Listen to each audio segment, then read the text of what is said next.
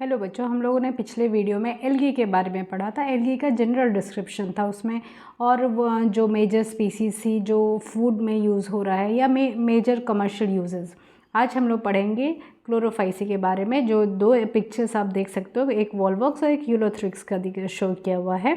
ये NCERT book के diagrams है। और यहाँ पे क्लोरोफाइसी स्टार्ट करने से पहले एक छोटा सा डिस्क्रिप्शन दे देती हूँ। एल्गी जो है वो 3 क्लासेस में डिवाइडेड होता है। 3 मेजर क्लासेस होते हैं। एक है क्लोरोफाइसिया, दूसरा है फेओफाइसिया और तीसरा रोडोफाइसिया। अब यहाँ पे अगर आपको एक शॉर्टकट याद रखना है तो ऐसे फर्स्ट जो अल्फ़ाबेट है वो ध्यान रख लो, CPR। Algae is CPR। Algae Chlorophyceae, Phaeophyceae and Rhodophyceae. CPR से आपको याद रहेगा। और ये ध्यान रखना, जो स्पेलिंग्स हैं वो हमेशा EAE से एंड होता है।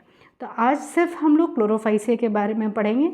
छोटे छोटे वीडियोस में पढ़ेंगे ताकि आपको सारा याद रह पाए, क्योंकि यहाँ पे नीट के लिए सबसे बड़ी चीज़ है कि आपको याद रहना चाहिए सारे टर्म्स।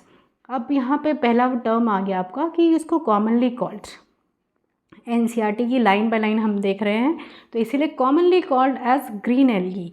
क्यों ग्रीन है? क्योंकि इसमें आप जैसे जानते हो क्लोरोफिल होगा, तो क्लोरोफिल ग्रीन पिगमेंट है और क्लोरोफिल A और B है वहाँ पे। फिर प्लांट बॉडी कैसा है इसका? प्लांट बॉडी यूनिसेलुलर होता है, सिंगल सेल्ड होता है। तो लेकिन ये कभी कभी ग्रुप्स में रहते हैं, इसलिए हम कॉलोनियल या लंबे थ्रेड लाइक रहेंगे तो वो फिलामेंटस होगा। बॉडी यूनिसेलुलर है लेकिन कॉलोनियल या फिलामेंटस हो सकता है। दूसरा हो गया कलर। कलर इसका क्योंकि क्लोरोफिल A और B है तो ग्रास ग्रीन कलर है इसका। तो ये हो गया उसका जो क्लोरोफाइसिया का कलर अगर हम देखते हैं तो ग्रास ग्रीन कलर। अब कौन कौन से पिगमेंट यहाँ पे डोमिनेंट हैं? बार बार मैं ये बोल रही हूँ, chlorophyll A and chlorophyll B। तो dominance of chlorophyll A and B gives grass green colour to the algae, that is Chlorophyceae. अब थोड़ा सा क्लोरोप्लास्ट के बारे में, क्योंकि हम पिगमेंट बार बार पढ़ रहे हैं। तो जो क्लोरोप्लास्ट है वो डिस्क्वायड शेप का होता है। डिस्क्वायड होगा, प्लेट लाइक होगा, रेटिकुलेट होगा, कप शेप्ड होगा, मतलब वेरियस शेप्स होते हैं। तो अगर शेप्स पे ध्यान दें तो discoid, plate like, reticulate, cup shaped, spiral और रिबन शेप्ड होता है। तो ये जैसे एक छोटा सा मैं आपको डायग्राम जैसा दिखाती हूँ ताकि आपके कहीं ना कहीं सबकॉन्शियस माइंड में इसका जो शेप है वो ध्यान में रह जाए। तो disc like, plate like, reticulate यानी कि ब्रांच रहेगा, कप जैसा रहेगा, स्पाइरल हो सकता है और रिबन जैसा हो सकता है। तो ये तो कुछ है कि क्लोरोप्लास्ट के बारे में। क्लोरोप्लास्ट इसमें डेफिनेट क्लोरोप्लास्ट होता है और पिगमेंट जो है वो क्लोरोप्लास्ट में क्लोरोफिल A और B क्लोरोप्लास्ट में ही लोकेटेड रहेगा। ये ध्यान में रखना। आप लोग जानते भी हो लेकिन फिर भी क्लोरोफिल पिगमेंट कहाँ प्रेजेंट है? तो क्लोरोप्लास्ट के अंदर। फिर आ जाते हैं हम, जो नेक्स्ट पॉइंट है हमारा, स्टोरेज बॉडी। इसमें क्लोरोफाइसी में एक या उससे ज़्यादा स्टोरेज बॉडीज़ हो सकती हैं जहाँ पे कुछ स्टोर किया जाए, फूड स्टोर होगा या कुछ और मटेरियल स्टोर होगा। तो ये जो स्टोरेज बॉडीज़ होती हैं इनको हम पायरेनॉइड्स बोलते हैं। तो स्टोरेज बॉडीज़, वन और मोर स्टोरेज बॉडीज़ कॉल्ड पायरेनॉइड्स, PYRENOIDS, पायरेनॉइड्स। अब यहाँ पे पायरेनॉइड्स स्टोर क्या करते हैं और सबसे बड़ा ये लोकेटेड कहाँ होगा? तो लोकेशन इसका भी होगा क्लोरोप्लास्ट में। क्लोरोफिल A, B के साथ पायरेनॉइड्स भी रहेंगे। तो यहाँ पे कहीं पे आप लिख सकते हो कि ये क्लोरोफिल A, B अकेले नहीं रहता, पायरेनॉइड्स के साथ रहता है। पायरेनॉइड्स क्या स्टोर करते हैं? पायरेनॉइड्स स्टार्च स्टोर करते हैं। और इनके अलावा इनका जो लोकेशन, जैसे यहाँ पे देख रहे हो, लोकेशन तो क्लोरोप्लास्ट है, ये हम पहले भी डिस्कस कर चुके हैं। लेकिन यहाँ पे स्टोरेज क्या है? कंटेन्स या protein then and starch. So protein और स्टार्च दोनों का स्टोरेज है यहाँ पे। तो कुछ पायरेनॉइड्स प्रोटीन स्टोर करेंगे और स्टार्च भी स्टोर करेंगे। लेकिन कुछ जो एल्गी होते हैं वो फूड स्टोर करते हैं ऑयल ड्रॉपलेट्स के फॉर्म में। तो some algae store food in the form of oil droplets. ये हो गया आपका स्टोरेज बॉडीज़ यानी पायरेनॉइड्स के बारे में। क्या स्टोर कर रहा है? बेसिक जनरली वो स्टार्च और प्रोटीन, कुछ एल्गी जो है वो ऑयल ड्रॉपलेट्स के फॉर्म में फूड स्टोर करते हैं। अब सेल वॉल कैसा है? सेल वॉल क्योंकि प्लांट है तो एक रिजिड सेल वॉल रहता है इसमें। और ये सेल वॉल बना किससे है? सेल वॉल में जो इनर आउटर लेयर है वो तो पेक्टोज की है, ठीक है। अब आप देख सकते हो यहाँ पे मैं आपको इसे डायग्राम से, एक रफ डायग्राम से बता रही हूँ। आउटर जो लेयर है वो पेक्टोज की है, लेकिन इनर लेयर सेलुलोज की होगी। Rigid cell wall, outer pectose, inner cellulose. अब हम आ जाते हैं रिप्रोडक्शन का। रिप्रोडक्शन देखो, इसमें तीनों टाइप की रिप्रोडक्शन है, एसेक्सुअल, वेजिटेटिव और सेक्सुअल। तो यहाँ पे जो रिप्रोडक्शन जनरली होगा वो वेजिटेटिव रिप्रोडक्शन तो होगा फ्रैगमेंटेशन से, ठीक है। जनरली जो वेजिटेटिव रिप्रोडक्शन है वो फ्रैगमेंटेशन यानी एक टुकड़ा टूट के एक नया पूरा ऑर्गेनिज्म बना सकता है। दूसरा, या तो फिर इसमें जो रिप्रोडक्शन होगा वो स्पोर फॉर्मेशन से हो जाएगा, ठीक है। और यहाँ ये दो हो गया आपका वेजिटेटिव रिप्रोडक्शन के बारे में, या तो फ्रैगमेंटेशन या स्पोर फॉर्मेशन।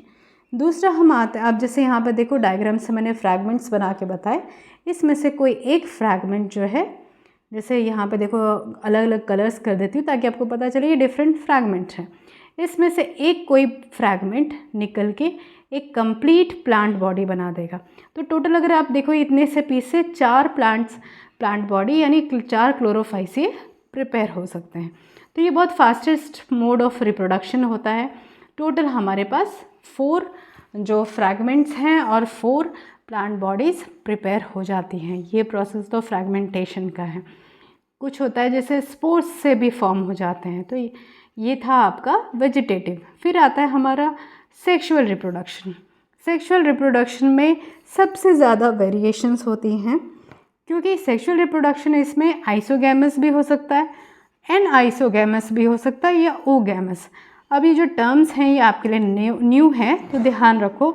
आइसोगैमस मतलब जहाँ पे मेल और फीमेल गैमीट सेम साइज़ के होंगे, ठीक है। अगर मेल और फीमेल गैमीट सेम साइज़ के हैं तो आइसोगैमस बोलते हैं। एन आइसोगैमस हम तब बोलेंगे जब कोई एक बड़ा या छोटा रहे, यानी डिफरेंट साइज़ के, या डिसिमिलर इन साइज़ हो गए। दोनों गैमीट्स, मेल फीमेल जो गैमीट्स हैं वो डिसिमिलर हो गए, ठीक है बच्चों। फिर थर्ड हमारा आ गया oogamous। अब oogamous में क्या है?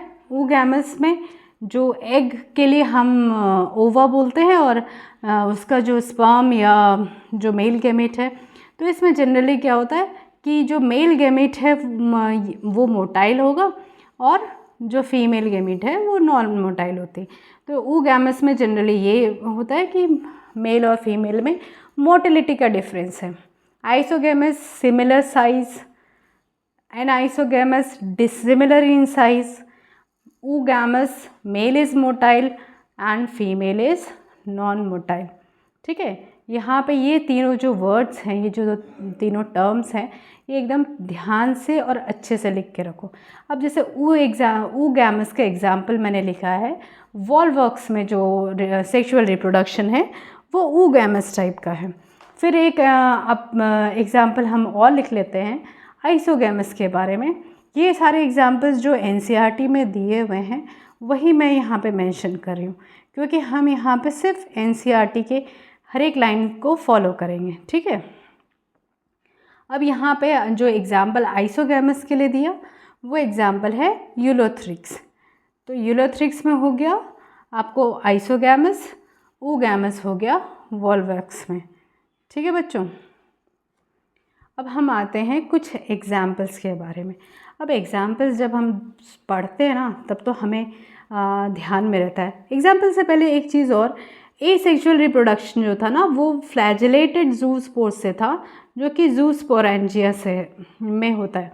अब यहाँ पे देखो, जैसे ये सेक्शन हम लोग स्किप कर गए शायद। ज़ूस्पोरेंजिया में ज़ूस्पोरेंजिया से और ज़ूस्पोरेंजिया में ज़ूस्पोर्स फॉर्म होंगे और वो एसेक्सुअल रिप्रोडक्शन होता है।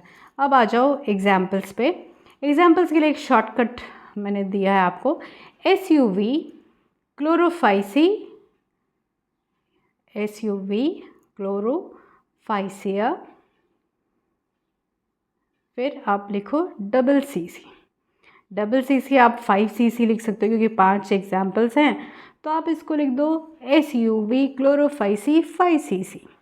S से आ गया आपका एग्जाम्पल स्पायरोगायरा, ठीक है, स्पायरोगायरा क्या है, क्लोरोफाइसी है। U से आ गया यूलोथ्रिक्स, ठीक, यूलोथ्रिक्स।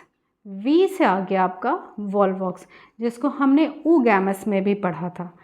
फिर आ गया C से, एक C से आपका आ रहा है यहाँ पे क्लैमिडोमोनास,